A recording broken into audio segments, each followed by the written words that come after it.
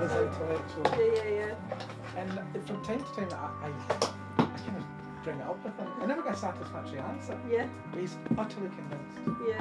He's like, he's got it from the personal belief and the intellectual belief. Yeah, exactly. All good things will be there. Do your intro. Bishop, thank you so much. Welcome to One of Nine. Oh, we'll start again. We'll do a prayer first. Amen. Amen. Bishop John, thank you so much for having us. Welcome to One of Nine. We're here in the Bishop's office. Bishop John Keenan of Paisley Diocese. And Bishop, there's a few things we wanted to ask you. One of them is, we've kind of, like, in the channel, we've had some chats about the man's role and the woman's role in the family. But what we haven't got, and what there's sometimes confusion of, I personally feel, and in the ranks, is what is the clergy role and the family role in, you know, where's the line of what we should be doing and who should be doing what? So we're all by baptism, which is our fundamental identity as Christians, that we're all brothers and sisters. So baptism makes me a son of God, makes you a daughter of God, which by implication makes us brothers and sisters, myself, you, Peter, Fiona, the little ones, we're all brothers and sisters. That's our fundamental identity, and because of that we share this threefold office of Jesus. We're all called to the prophetic ministry. In my role, but also in your role in the world, you're called to be the voice of God in the world. We're called to the royal office as well. We're all called to serve in a particular way, and we're all called to the priestly office, which is to offer up sacrifice. Well, as a priest, I offer up the literal sacrifice of Christ. So when I celebrate Mass, Christ is using me. I'm working in the person of Christ, and it's Jesus himself offering up the sacrifice of Calvary to the Father through me. It's an amazing thing. But when we gather as the people of God, as you bring forward the gifts, the bread and wine, that's your sacrifice. That's been the Monday to Saturday of all of this. All of this, the kind of the millions of sacrifices you make, the worries about their health, the worries about money, the worries about this, that and the other, about keeping the Lord in your family and in the world. When the bread and wine comes forward, that's your offering, which is then mingled with my priestly offering of the Lord Jesus. And then when we raise the bread and wine just before the Our Father at the doxology, we say, or when I raise the offerings, I say, pray that my sacrifice and yours be offered to God the Almighty Father. So your sacrifice as mums and dads is mingled with Christ's sacrifice, and then when we say through him, with him, in him, it's all there. It's a sacrifice of the whole Christ. So it's an amazing thing that I think that we're all called to live our vocation. I'm called to be a priest, prophet, and sharing the royal ministry of Christ, but so are you, in different ways, most certainly essentially different ways, but when it all comes together, it's the one sacrifice offered up to the praise and glory of God the Father. You know, that really reminds me of something you said that always stayed with me. So I remember you saying, you know, you kind of take like what you're struggling with the most, and like you put that into the offering at the Mass. Like I always do that now. Like, you know, the thing that I'm really, you know, I did this today and it was hard. Like when I was studying, it was always like whatever I'd managed to get through that morning, good and bad. And like now, obviously with wee John, it's all the mum life stuff, and you just kind of like put it on the table. You know, that really stayed with me. I always find that, because then when it's kind of transfigured, you know, all the imperfections of like what I've done, it's kind of like I feel it like taken away. So it is really powerful. Like I always remembered you saying that. There's an amazing line that St. Paul writes in the letter to the Colossians. He said, I'm content with my sufferings, my sacrifices, and in my own body, my own life, to make up for what's not yet complete in the suffering sacrifice of Christ for the sake of his body, which is the church. This kind of amazing idea that Christ sacrificed on the cross, which was made perfect satisfaction for every sin, but still looks for us to associate our sacrifice to his, so that the Father accepts everything. So your sacrifice, Fiona, is mingled with the sacrifice of Christ, and that's what God is accepting as one thing.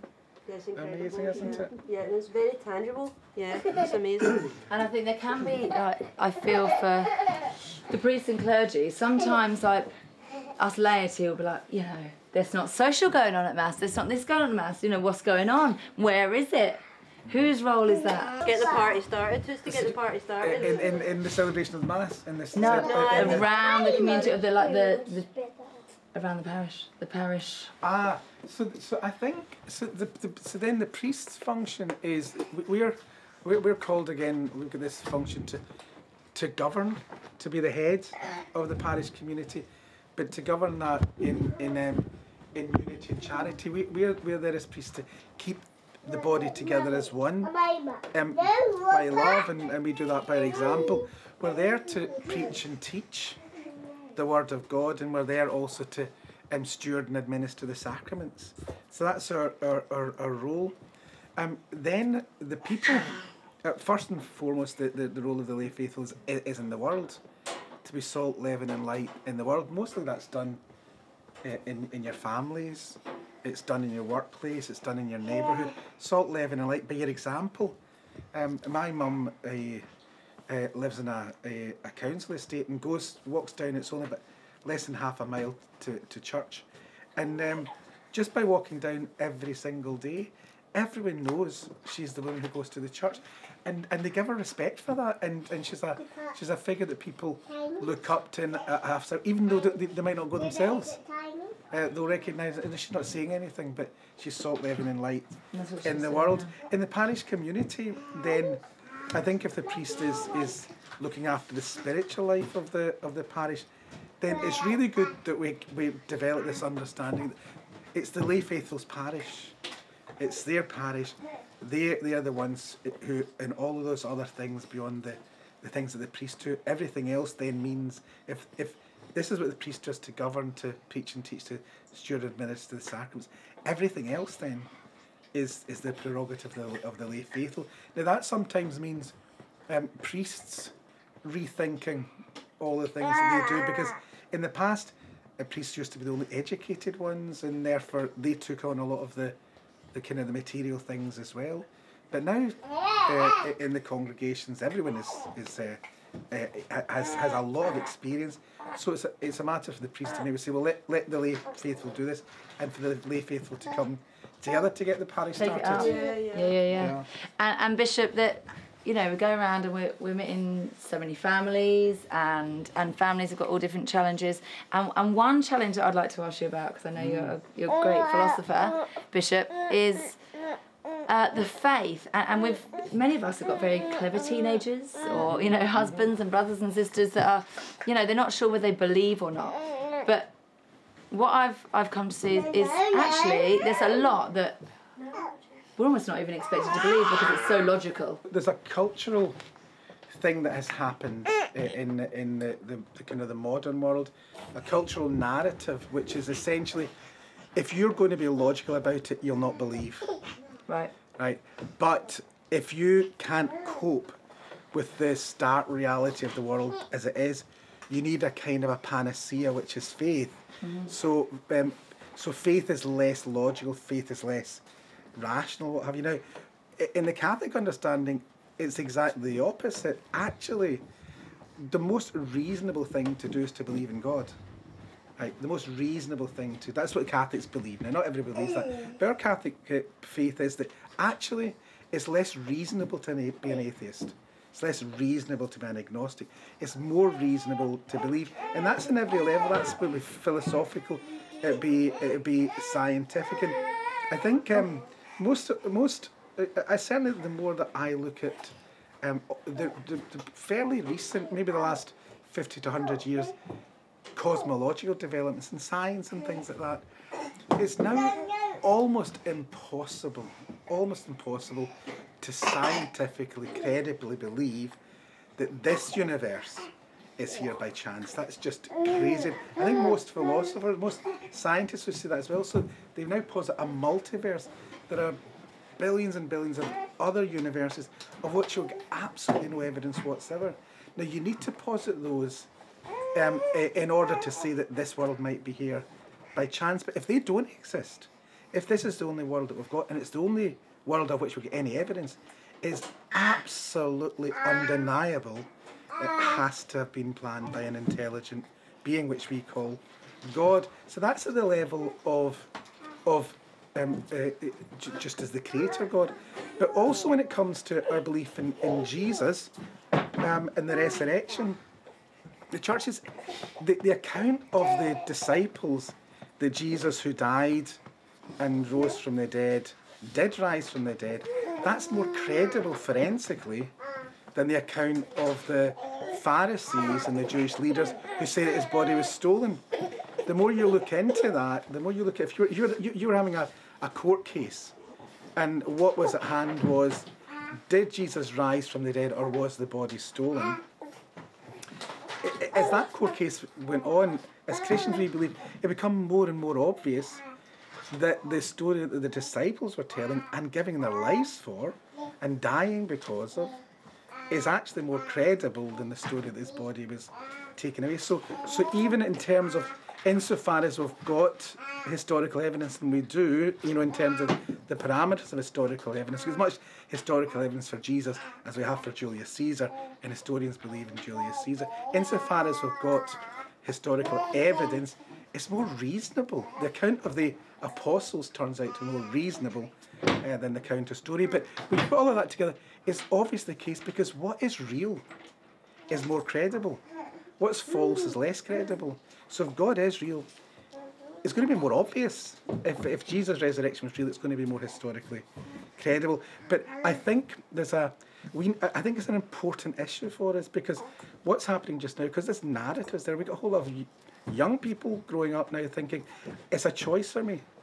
Do I live as a reasonably intelligent, logical human being, or do I live as someone who's got faith? They think they have to make a choice. And because of their credibility is so important to them, they say, I'm going to choose the one that's the secular one, not of faith. So we need to, I think, recapitulate this thing that actually Catholicism doesn't require us to make a choice between faith and reason. St. John Paul in his encyclical on faith and reason gave this amazing analogy of a bird trying to fly. And he says that the bird needs two wings to fly. And he says faith and reason are like the two wings by which the human spirit ascends to the contemplation of the truth. So for us to be authentic believers as Catholics, we need to believe in reason as much as we believe in faith. Yeah, I really like that diagnosis. I think it absolutely has strangely become, as if you have faith, it's a bit of a cop out. And I think that what you're saying also about the scientific level of explanation is completely right, because there's something that actually, if you put faith together with reason, you've got the two wings. You're more powerful.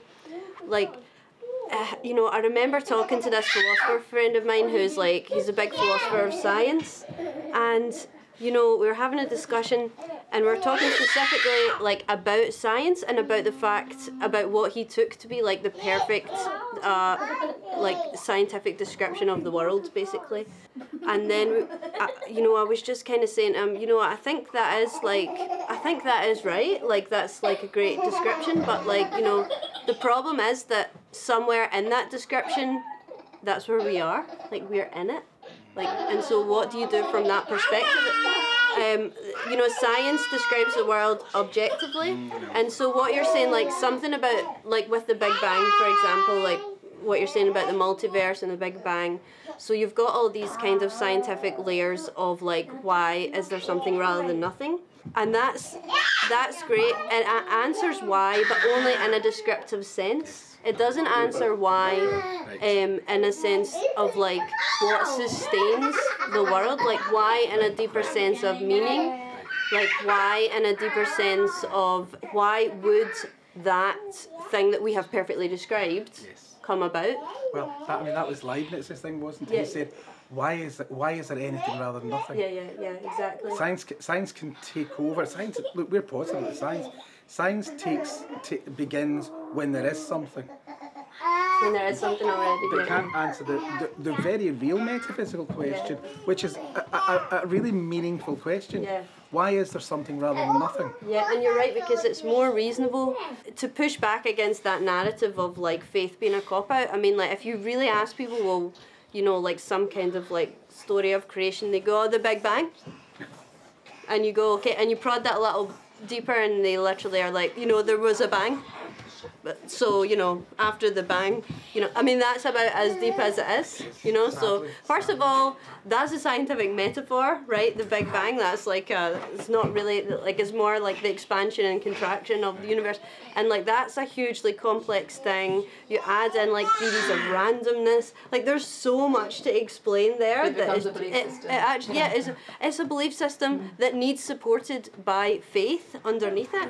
And on top of that, you need the faith, like, you know, the kind of faith, the scientific outlook that has always been supported by the church, you know, like to say, like, you know, what, you know, why that expansion would take place. I do take your point, Fiona, that it's when I know this isn't universal, but it's been my experience, anecdotal, that when I come across someone who says, I don't believe in God, I believe in science, I used to get excited because I thought I could get a little bit of a discussion about science, until I realised actually how little science they knew. Yeah. That's people, in my experience, and that's not everybody, but there are so many people who believe in science with faith, if you know what I mean, theistically. Exactly. And you say, but can we have a conversation about science? And as you say, they say, well, the Big Bang, you say, well, and they don't really know. Yeah. Then you say to them, well, you know, the Big Bang was a theory which was discovered by a priest. Yeah, exactly. That's, you know, very good. and he didn't think when he was discovering it that he had just destroyed his faith. This was a way of explaining how God created the world.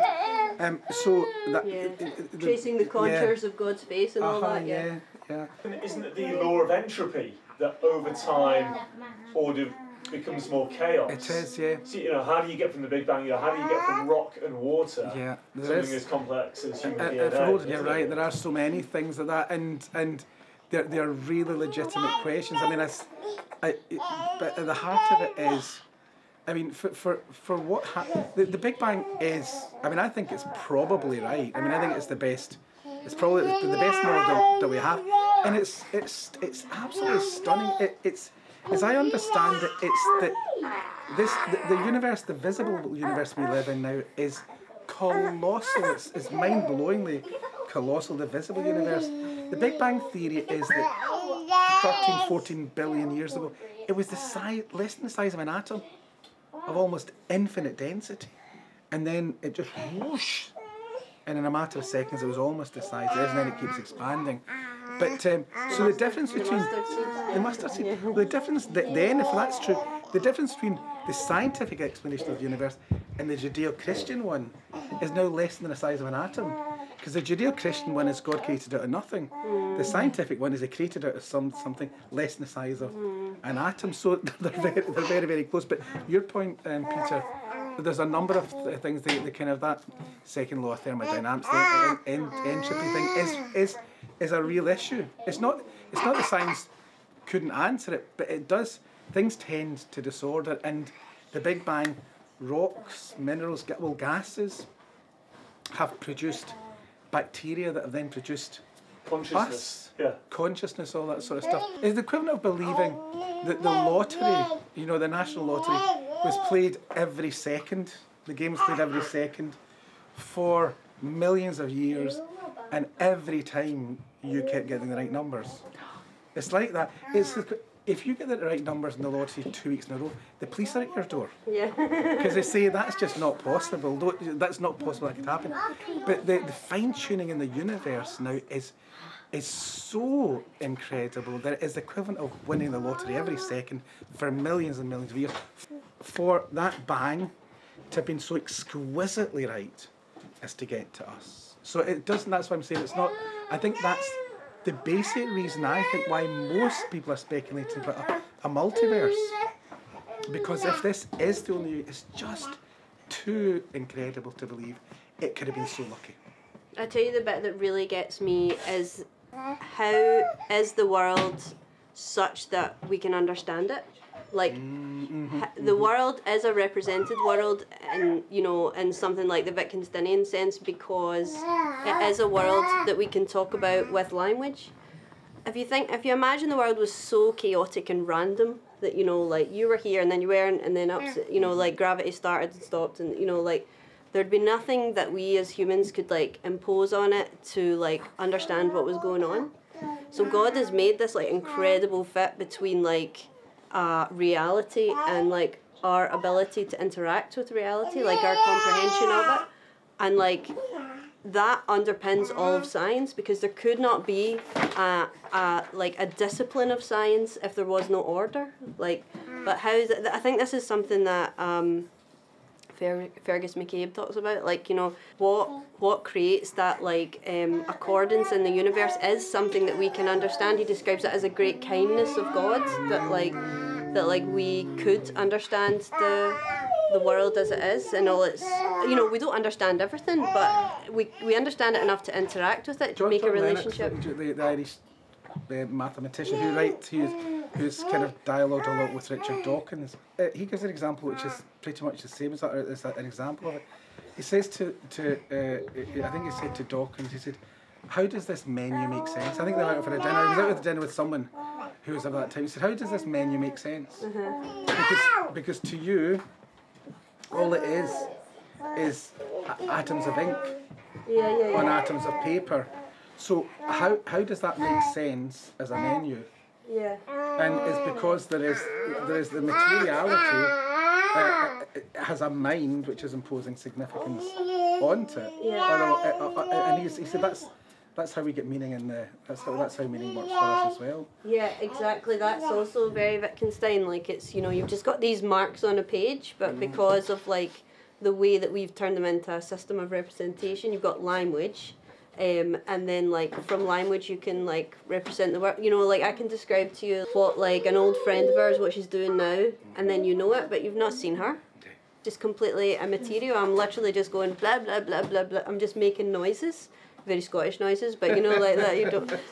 And so like it's like a fundamental cornerstone of like humanity that we like have this language that it's kind of like almost symbolic of like how you interact with reality, that there is a language with a capital L, like really broadly, like there is a way, like even if it's like art or like something, what is language? It's like that connection to reality, and that's what Jesus is, like the connection to the ultimate reality. Like he is our language, like to God, like the bridge. Yeah. For me, it just, I mean, I'm just so convinced of the proposition of God, of Christ, is so much more rational than anything else. I'm just utterly convinced of that, and I just think it is more convincing. But it's a narrative that we're living in just now that says, a narrative that says faith is irrational.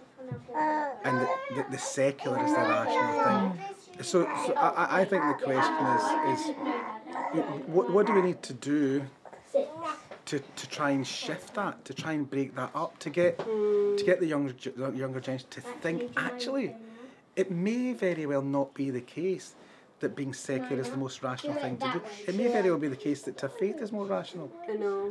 What do we do? It's really consoling to hear, because I feel like two very learned philosophers and listening in, and that is consoling to see how simple it is. Faith and reason. And then you can go off at your own tangent to whatever you need to sort of satiate your own intelligence. But even just knowing that it's not, you know, sometimes, I don't know whether I believe or not, but it's like you say, what do you believe? Because you must believe something, because there's only so much you know anyway. Yeah, exactly. There must be something. So I think it's really consoling just to hear, you know, just these absolutes of what we do know. the most reasonable conclusion, and you know, being a law graduate as well, Bishop, bringing that in as well, and having your sort of critique on the scriptures is great to hear. The other side of the coin, of course, is that I mean, that's not turned out. The gospel reading yesterday at Mass was, "I bless you, Father, Lord of heaven and earth, for revealing the mysteries of the kingdom to mere children, and hiding them from the learned and the clever." Exactly. So it's not, you know, we're not saying these things are kind of in order to kind of win arguments, if you know what I mean, or to be arrogant. Yeah. We're not to, that's, you know, but I suppose intelligence at its best is simple, isn't it? It's exactly, it's yeah. humble And I think like people sometimes say to me, yeah, like they only believe in science or they don't have faith. Usually I like ask them like, well, do you think you love your mum? Like, do you think, like, do you believe in love? Something like that. And of course people do. human rights. With human rights, these are very abstract things, and those things in fact are so important to us and how we are. And then those things are exactly all you need, like, for faith, because like essentially we were talking about this, you know, faith is as simple as like building a relationship. You say you just find it so personally reasonable to like believe in Jesus and God.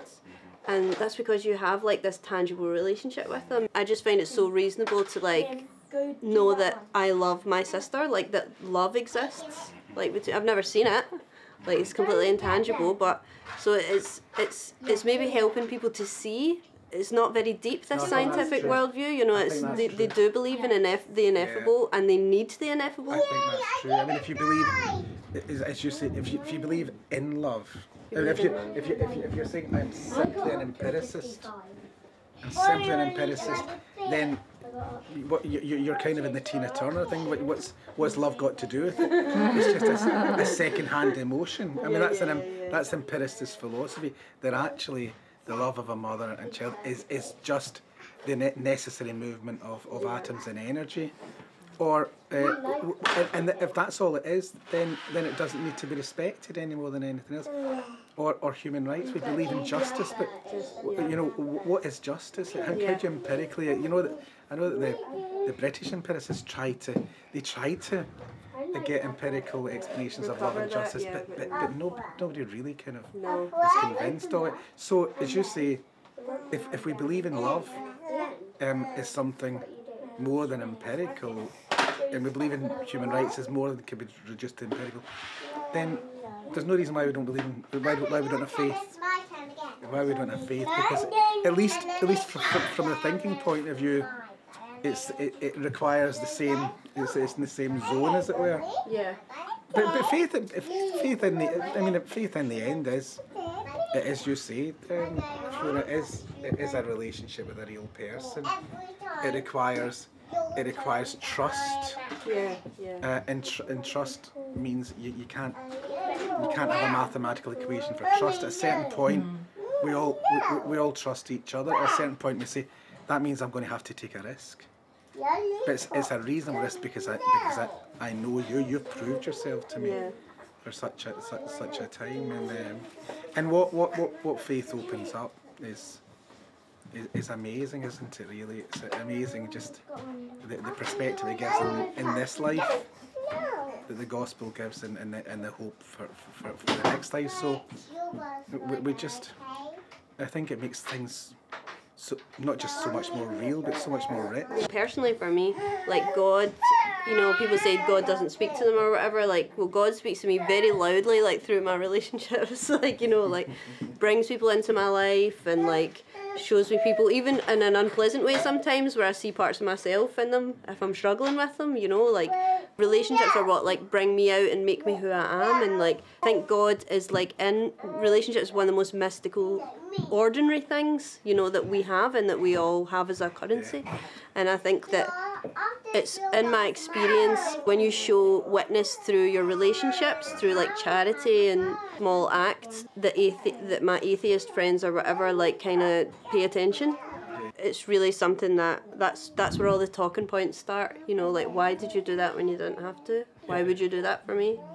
Like, where does that come from? Like, mystical ordinary, because that's true, isn't it? Relationships are so so ordinary yeah. and so mystical at the same time, aren't they? Thank you so much. I wish we had more time. Thank you for watching, and it'll be lovely to hear your thoughts, and maybe even people have got some ideas of links and things they want to add on.